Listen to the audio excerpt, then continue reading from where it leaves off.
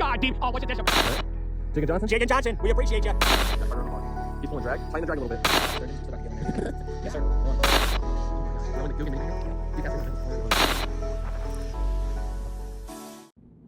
What's going on, guys? It's Cakes Back Baits here. We're gonna be making a soft plastic paddle tail lure on Blender, and then I'm gonna be in part 2 turning that lure into a mold. So we're gonna take this general project here, select everything, delete it as normal, switch to the other viewpoint, and add back a cube.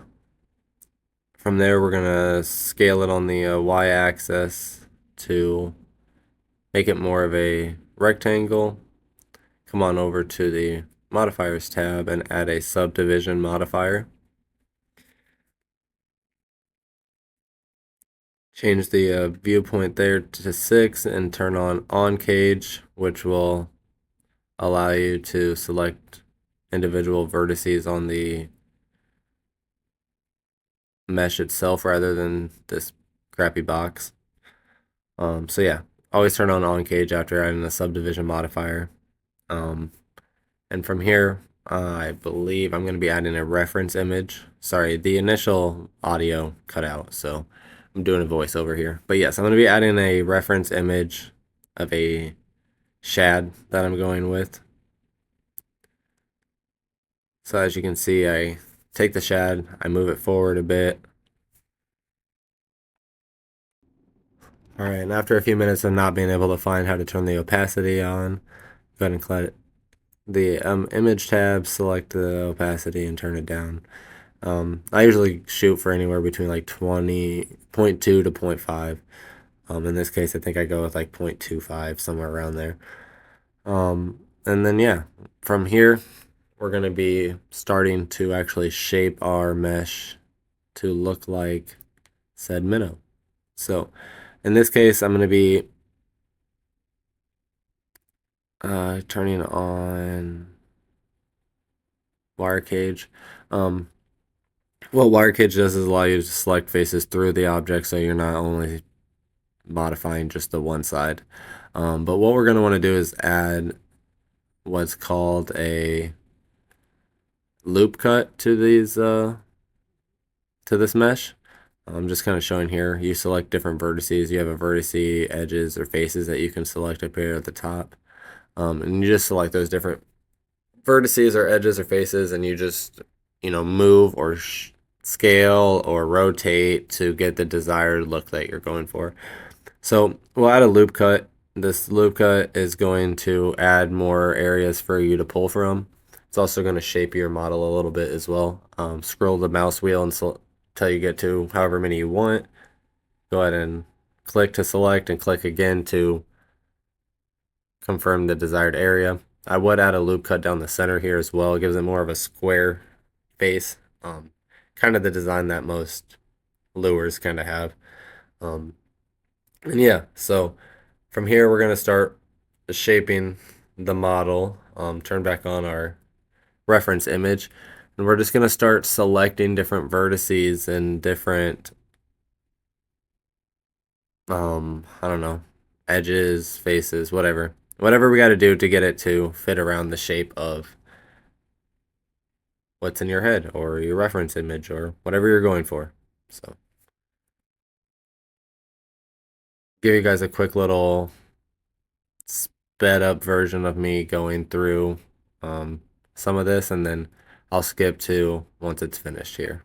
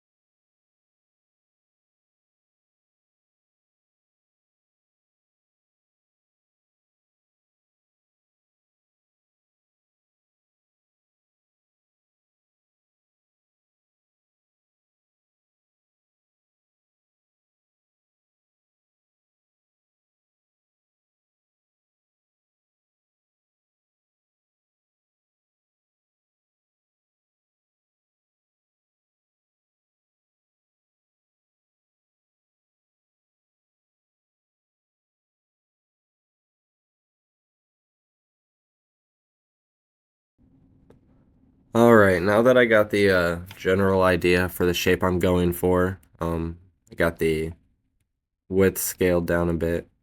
Just use a scale. Scale it down a little bit. Now that I got that general idea, we're going to go ahead and try to work on the tail now. What I'm trying to shoot for is a pinch before the tail, and then a nice solid paddle tail. That's got a nice flat edge to it. Something that's going to give us a lot of water displacement and action in the water. So here I go, struggling to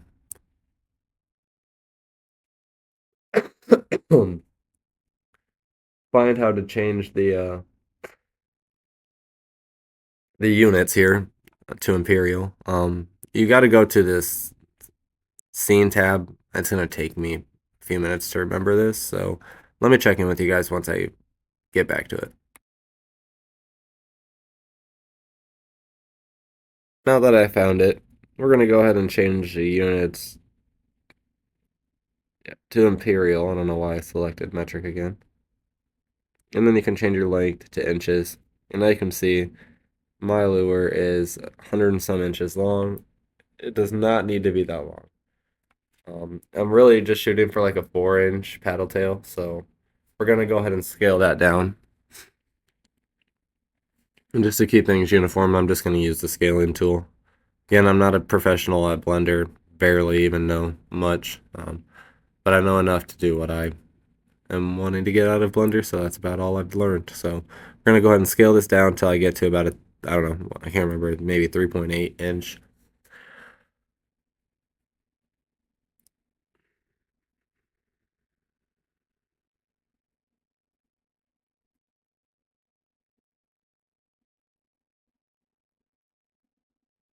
Yeah, about 3.8, somewhere around there.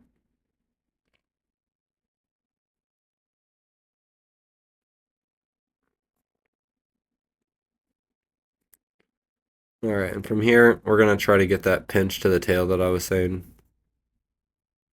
We really want to get a lot of water displacement, so to have a thinner pinch before the paddle tail, it's gonna allow a lot more action out of it. Um, and yeah, so I made the overall width 1/2 inch. I just think that seems reasonable.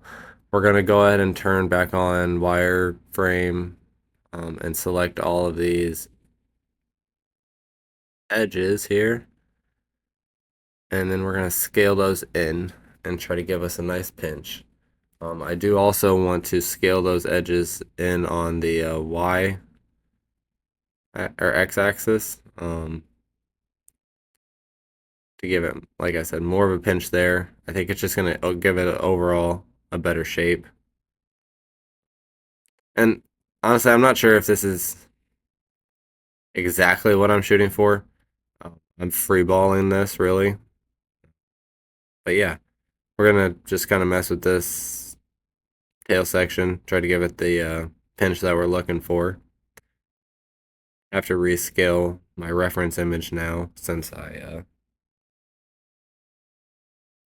forgot to do that at first. So we're going to go ahead and scale that puppy way down.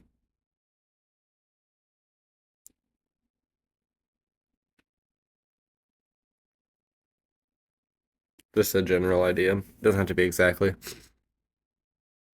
And from here, just try to see if I like that tail section. I don't know. You guys let me know what you think in the comments if I should have pinched it more or pinched it less. Obviously, I had the initial shape of the Shad Exact, but I think that's just a little too thick before a paddle tail for the action I was wanting, so not sure what's happening here. Oh, object wasn't selected, I see. Go back, I think I'm gonna scale it out a little bit. I think it's just a little too tight. But then from here, we're gonna go ahead and I believe select the vertices on the bottom of the end of the tail there. So change to wireframe again. We're going to go ahead and zoom in towards this tail and change to vertices. You should be able to highlight those 3. Yep.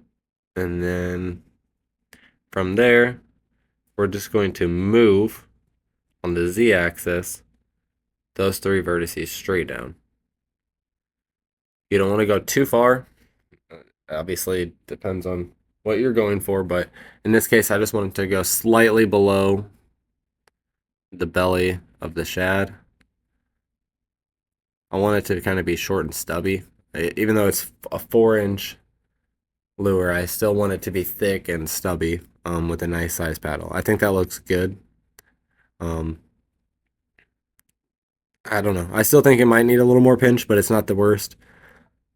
Like I said, you guys let me know what you think in the comments. Typically on a bait like this, I keep the upper half of the body pretty straight and then give it a nice belly. But in this case, like I said, I was using that reference image and just kind of freeballing it. I don't hate it, don't love it. Not sure what to think about it. But I think that's going to call it for part 1.